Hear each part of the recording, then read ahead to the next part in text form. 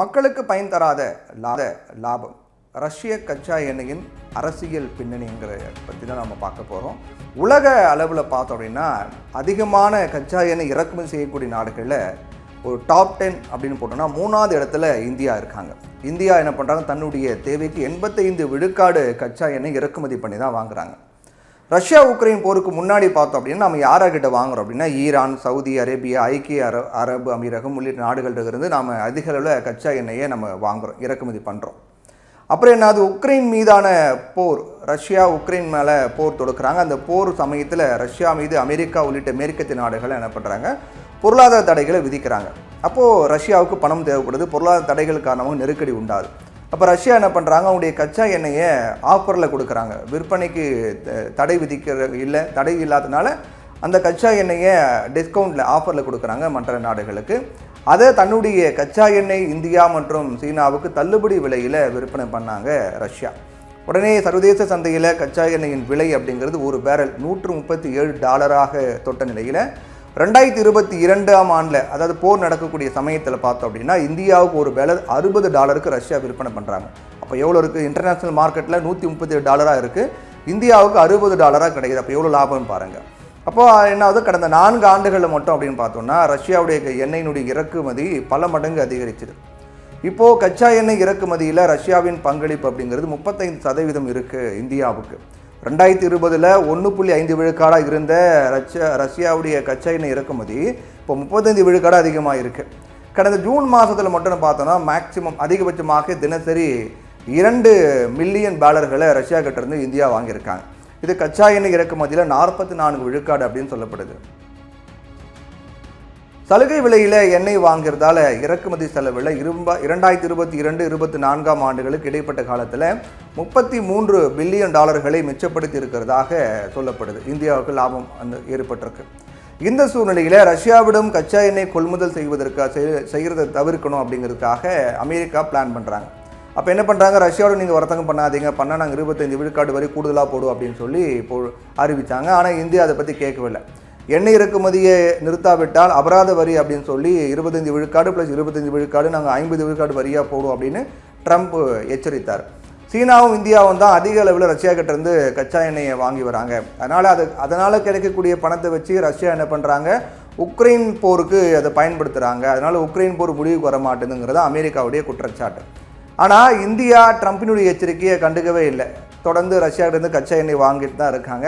அப்போ 50 விழுக்காடு வரை அமல்படுத்தினார் அமெரிக்கா. இப்போ இந்தியாவினுடைய மிகப்பெரிய ஏற்றுமதி சந்தையாக அமெரிக்கா இருக்குது. ஜவுளி வர்த்தகத்தில் போட்டி நாடுகளான வியட்நாம் மற்றும் வங்கதேசம் ஆகியவற்றினுடைய ஏற்றுமதிகளுக்கு 20 விழுக்காடு வரி மட்டும்தான் விதிக்கப்படுது. ஆனால் இந்தியாவுக்கு பார்த்தோன்னா 50 விழுக்காடு வரியால் இந்தியா ஏற்றுமதி கடுமையாக பாதிக்கப்பட்டிருக்கு. இந்தியாவின் ஏற்றுமதி கடுமையாக பாதிக்கப்பட்டிருக்கு. அதே நேரம் அமெரிக்காவுக்கு பயந்து ரஷ்யா கிட்டேருந்து இறக்குமதி நிறுத்தினார். இந்த மீதம் இருக்கக்கூடிய காலத்தில் எண்ணெய் இறக்குமதிக்காக $9 பில்லியன் அடுத்த வருடத்தில் $12 பில்லியன் கூடுதலாக செலவழிக்க வேண்டியிருக்கும் அப்படின்னும் ஆய்வறிக்கைகள் சொல்லுது. இந்த பற்றாக்குறை ஏற்பட்டு விலை உயரும் உலகின் கச்சா எண்ணெய் தேவையில் 10 விழுக்காடு சதவீதத்தை பூர்த்தி செய்யும் ரஷ்யாவிடமிருந்து இறக்குமதி இந்தியா நிறுத்தி இருந்தால் அது இன்டர்நேஷ்னல் மார்க்கெட்னு சொல்லப்படக்கூடிய சர்வதேச சந்தையில் இப்போது $65 இருக்கக்கூடிய ஒரு பேரலின் விலை $200 வரைக்கும் உயரும் அப்படின்னு சொல்கிறாங்க. இந்தியா உள்ளிட்ட எல்லா நாடுகளையும் இது பாதிக்கும். இப்போது உற்பத்தி அதிகரித்தாலும், மற்ற நாடுகள் கச்சா எண்ணெய் உற்பத்தி பண்ணக்கூடிய நாடுகள் உற்பத்தி அதிகரித்தாலும் கூட குறுகிய காலத்தில் ரஷ்யாவின் இறக்குமதியை தவிர்ப்பதால் ஏற்படக்கூடிய நஷ்டத்தை ஈடு பண்ணவே முடியாது அப்படிங்கிறாங்க. இந்தியாவை பொறுத்த வரைக்கும் கிணறக ட்ரக்குகள், புகை வண்டிகள், விவசாய கருவிகள் எல்லாத்துக்கும் இது எல்லாமே இயங்குவதற்கு தேவைப்படக்கூடிய டீசலை தயாரிப்பதற்காக ரஷ்யாவின் யூரல்ஸ் கச்சா எண்ணெய் ரொம்ப உதவியாக இருக்குது அப்படிங்கிறாங்க. அதுதான் சரியாக பொருந்துதுன்றாங்க. இதை நாம் அவாய்ட் பண்ணிவிட்டு வேறு சந்தைகளில் வாங்க வேண்டி இருக்கக்கூடிய நிலை ஏற்பட்டால் போட்டி காரணமாக எண்ணெய் விலையும் உயரும். அதே சமயத்தில் ரொம்ப லாங்லேருந்து வரதுனால கப்பல் சரக்கு கட்டணம் உயரும். ரஷ்யாவின் எண்ணெய்க்கு மாற்றாக வேறு எண்ணெயை பயன்படுத்தினாலும் கூட அது குவாலிட்டியாக இருக்குமா, அது டீசலை உருவாக்க முடியுமா, தயாரிக்க முடியுமா அப்படிங்கிற கேள்வி இருக்குது. அப்படி உருவாக்கி தயாரித்தாலும் தரமானதாக இருக்குமா அப்படிங்கிற மாதிரி ஒரு கேள்வி இருக்குது. இப்போ ரஷ்யாவிடம் எண்ணெய் இறக்குமதியை குறைக்க வேண்டுமோ அப்படின்னா திரும்பவும் மத்திய கிழக்கு நாடுகளுடான எண்ணெய் இறக்குமதியை அதிகரிக்கணும். இப்போ வாங்கி வரக்கூடிய கச்சா எண்ணெய் அந்த அளவை மாதந்தோறும் உயர்த்தி கொள்ளக்கூடிய வகையில் மத்திய கிழக்கு நாடுகளோடு இந்தியா ஒப்பந்தம் செய்துள்ளதால் கூடுதல் கச்சா எண்ணெய் கேட்கும் போது எந்த சிக்கலும் வராது.